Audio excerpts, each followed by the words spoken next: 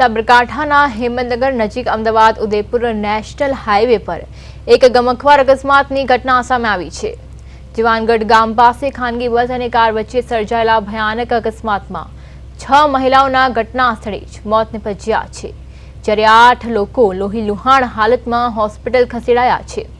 કારમાં સવાર તમામ લોકો પ્રસંગમાં રસોઈ પીરસવા જઈ રહ્યા હતા ત્યારે કાળમુખી બસે તેમને અડફેટે લીધા હતા।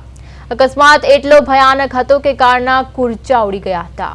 મૃતકોના મૃતદેહોને પીએમ અર્થે ગામભઈ સામૂહિક આરોગ્ય કેન્દ્રમાં રાખવામાં આવ્યા છે। ઘટનાની જાણ થતાં જ ડીવાયએસપી સહિતનો પોલીસ કાફલો સ્થળ પર પહોંચી ટ્રાફિક હળવો કરાવવાની કામગીરીમાં જોડાયો હતો।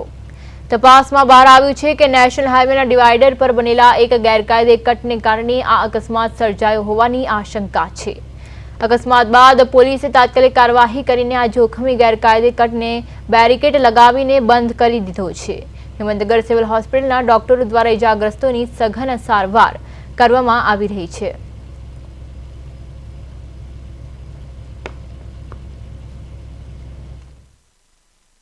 અમદાવાદ ઉદયપુર હાઈવે ઉપર જવાનગઢ નજીક એક એક્સિડન્ટ થયેલું છે। ત્યાંથી 108ની ટીમ દ્વારા અત્યારે 8 પેશન્ટ અમારી સિવિલ હોસ્પિટલ હિંમતનગર ખાતે લાવવામાં આવે છે। એ બધાની અત્યારે ટ્રીટમેન્ટ ચાલુ છે અને 1-2 પેશન્ટ ક્રિટિકલ લાગે છે। બધાને ઇન્વેસ્ટિગેશન કર્યા પછી અમને ખબર પડી। હિંમતનગર હાઈવે ઉપર અકસ્માતનો બનાવ બનેલ છે। અકસ્માતના બનાવમાં હકીકત એ પ્રમાણેની છે કે ઇકો ગાડીને લક્ઝરી દ્વારા પાછળથી ટક્કર મારવામાં આવેલી, જે જવાનગઢ પાસે બનાવ બનેલ છે, જેમાં 6 વ્યક્તિના મરણ ગયેલ છે અને અન્ય 8 વ્યક્તિને ઈજા થયેલ છે। ઈજાગ્રસ્તને હિંમતનગર સિવિલ હોસ્પિટલ મોકલી આપવામાં આવેલ છે, જ્યાં એમની હાલમાં સારવાર ચાલુ છે અને મરણ ગયેલ વ્યક્તિઓના પોસ્ટમોર્ટમ માટેની કાર્યવાહી હાલમાં પોલીસ દ્વારા કરવામાં આવી રહી છે। કારણ કોઈ સામે આવ્યું છે?